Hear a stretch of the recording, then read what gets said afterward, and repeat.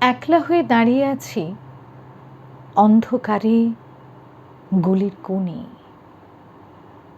ভাবি আমার মুখ দেখাবো, মুখ ঠেকে যায় বিজ্ঞাপনে।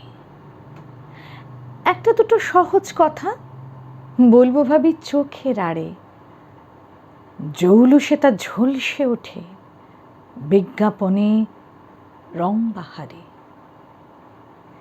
কে কাকে ঠিক কেমন দেখে বুঝতে পারা শক্ত খুবই।